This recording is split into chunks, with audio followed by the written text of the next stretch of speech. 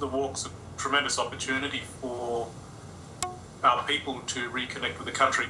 Our young people in particular. This year we will have a number of youth attending, and the idea is they're all very excited about walking across their ancestral lands with visitors from all walks of life, with the common cause of protecting and preserving our country.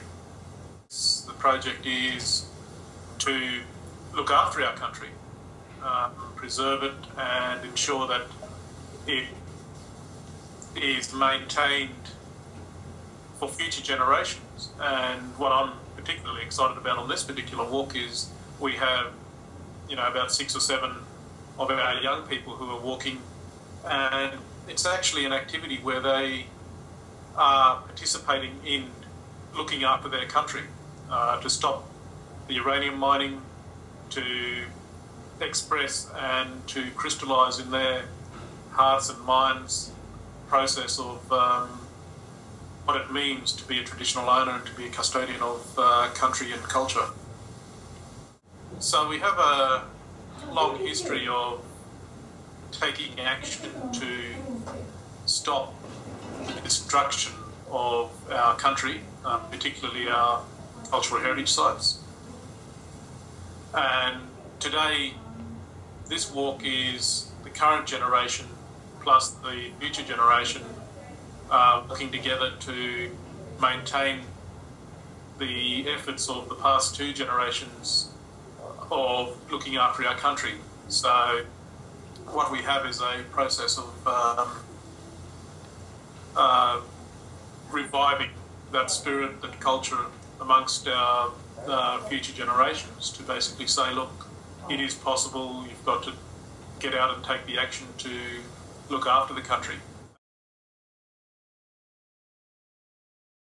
I joined the walk last year. It was a 10-week walk away from uranium mining, which travelled from Walkatjurra to Perth, and I came on that walk from Canberra across to WA last year, having no experience campaigning against uranium mining, and that was something that really interested me because I saw it being more prominent globally. Also, I saw a bit of resistance growing. Fukushima had just happened, and I was interested to see where uranium was coming from, and it's mined right here in Australia. The walk this year is growing from what it was last year. There are more people. There's a diverse range coming from all across Australia again, and lots of people from WA as well.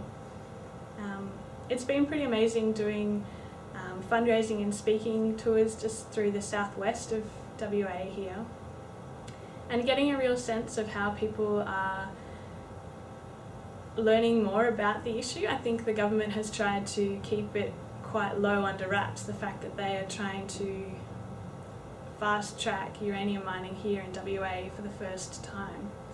And speaking with people, they're only just getting a sense of what the government is actually trying to do, and outrage is actually really growing as people's awareness of what is planned is growing.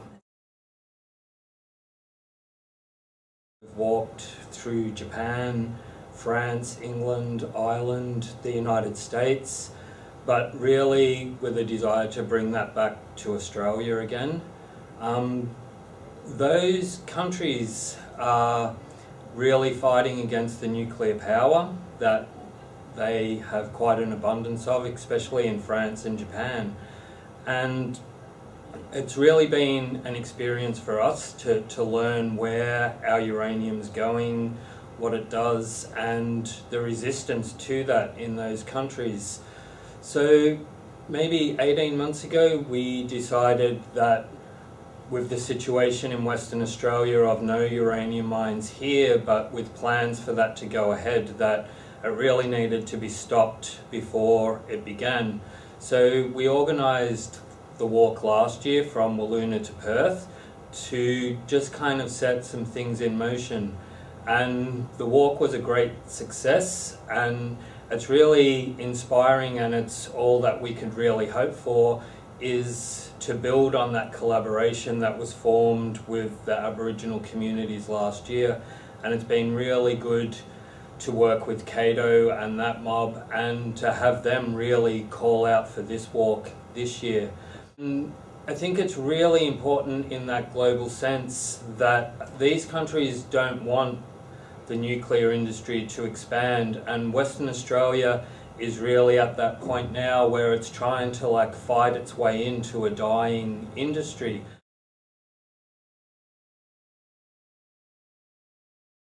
This is a really important part of the West Australian community campaign to prevent uranium mining from establishing here in Western Australia. It's been a successful campaign so far. We don't have any operating uranium mines, and there's one proposal by Toro Energy for the Walloona area, which would be Western Australia's first uranium mine. This walk is going to be engaging with members of the community in these areas to tell them the risks associated with uranium mining so that they are educated about the impacts that this industry would have on them. Uranium mining is an incredibly dangerous and toxic industry which has huge risks globally. But there's one thing that's very certain about uranium mining: the risks and the impacts are always felt by local communities, in many cases Aboriginal communities. We're very concerned with the Toro proposal that the environmental impact statement and assessment process has been seriously compromised. There's a range of impacts and risks that haven't been looked at or properly assessed in the environmental impact assessment process, and right now there's an appeal process where a number of members of the community, supported by the Conservation Council, have raised these issues with the Minister for the Environment. Very soon the State Minister for the Environment will be making a decision about whether this proposal can go ahead and under what conditions. After that, the Federal Minister, Minister Burke, will also be making a decision. So it's really important that as a community we tell both the State and Commonwealth Ministers how we feel about uranium mining in our backyard. As we try to keep our land, our culture and our children. My name is Glenn Cook. I am a Wangkatja man from the Western Desert and married to a Mado lady from Walloona. I fight against the uranium because uranium is a poison, and we don't want uranium mine in our land. It is very important that people need to get together and talk about it so we can be a strong voice against the uranium.